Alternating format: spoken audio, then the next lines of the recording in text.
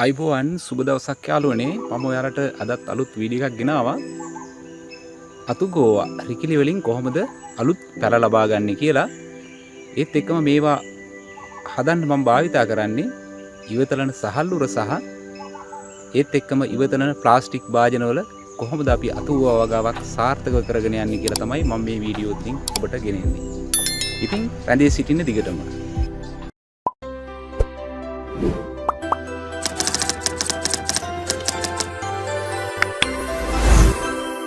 භාජනයේ විදියට තෝරගෙන තියෙන්නේ මේ වගේ ලොකු අයිස් කප් එකක්. ඔබට ඕනෑම ප්ලාස්ටික් භාජනයක් ගන්න පුළුවන්. හැබැයි මේ සිදුරු විද ගන්න වෙනවා. ඊළඟට මම මේක හදන්න ප්‍රයෝගී කරගන්නේ මේ වගේ කිලෝ 10 හෝ 5 මේ හාල්ලුර මේවා එකක්. මේකේ ජල වහන සිදුරු විද ගන්න ඕන නිසා මම මේ භාජනය හිල් කරන්න යන්නේ මේ විදියට ඇණයක් රත් කරලා.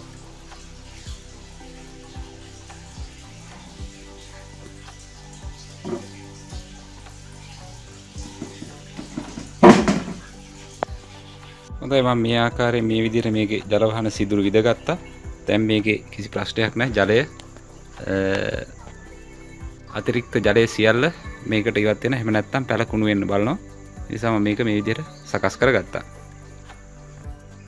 රෝපණ මාධ්‍ය විදිහට මෙහිදී මම යොදාගන්නේ කොම්පෝස් පොහොර කොටස් එකක්, මතු පිට පස් කොටස් එකක්, ඒත් එක්කම වැලි කොටස් එකක් විදිහට තමයි මම මේ රෝපණ මාධ්‍ය යොදාගන්නේ. ඊළඟට මම මේ බදුනේ පතුලට මේ විදිහට ගඩොල් කැබලි ටිකක් මේ විදිහට කුඩා කැබලි ටිකක් පතුලට දානවා මේ ජල වහන සිදුරු වලට ඉහළින්.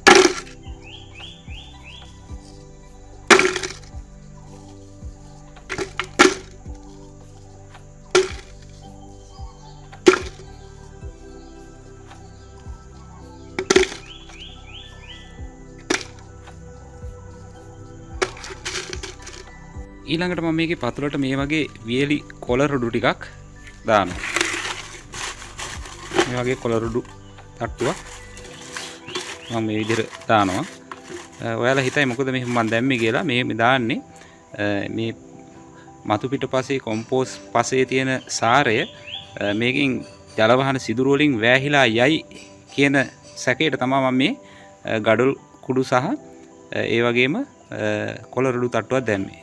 එහෙම වුණොත් එහෙම මේ පෝෂක පදාර්ථ මේකේ රැඳිලා ජලය පමණක් ඉවතට යන විදිහට තමයි මම මේකට කොළ රොඩු තට්ටුවක් මුලින් දැම්මේ. ඊළඟට මම මේ කොම්පෝස් මතු පිටපස් සහ වැලි මේවා එකටම හොඳට මිශ්‍ර කරගන්නවා.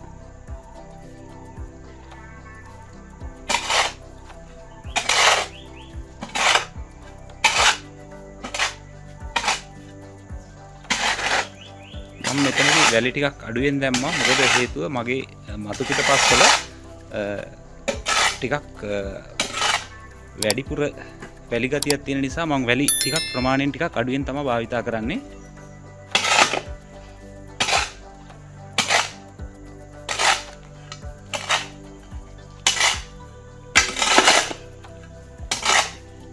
රෝපණ මාධ්‍ය විදිහට මේවා ප්‍රමාණවත් වෙනවා.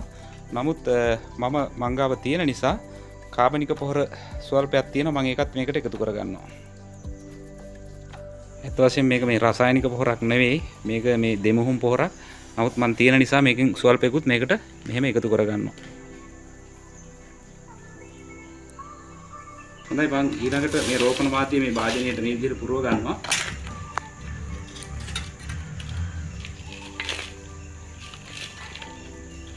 සාමාන්‍යයෙන් මේ භාජනයේ අඟලක් විතර ප්‍රමාණයට එනකල් මම මේ මිශ්‍රණය මේ විදිහට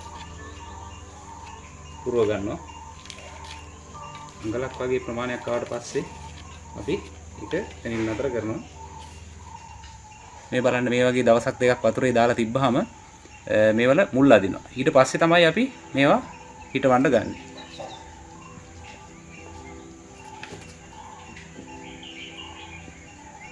භාජනයේ හරි මැද්දේ මේ විදිහට අඟලක් වගේ ප්‍රමාණයක් උඩට හිටින විදිහට මේ විදිහට අපිට මෙයා කරගන්න පුළුවන්.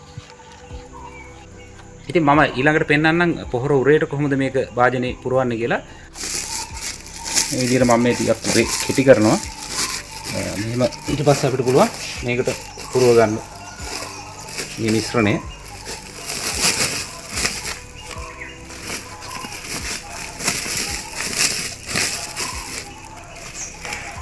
මේ වගේ ප්‍රමාණයක් පුරව ගත්තාම අපිට හොඳටම ප්‍රමාණවත් වෙනවා. මේ මුල් ඇදපු රිකිලි එකක් හෝ මේ රිකිලි පොඩි හින්දා මම දෙකක් ඉඳනවා මෙතන. මේ විදිහට ඉඳන්න පුළුවන්.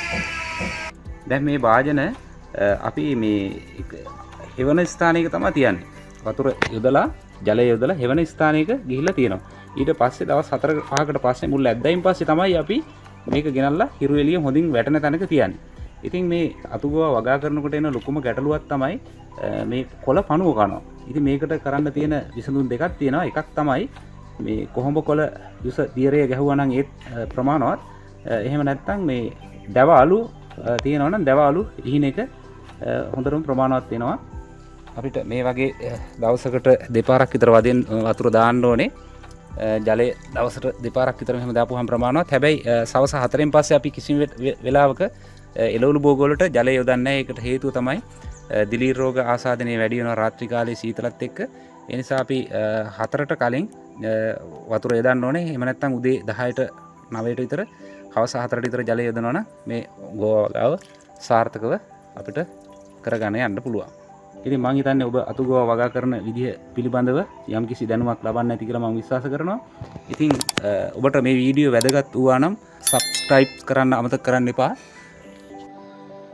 සමු ගන්නම් අදට ජයග්‍රාහී දවසක් ඔබට.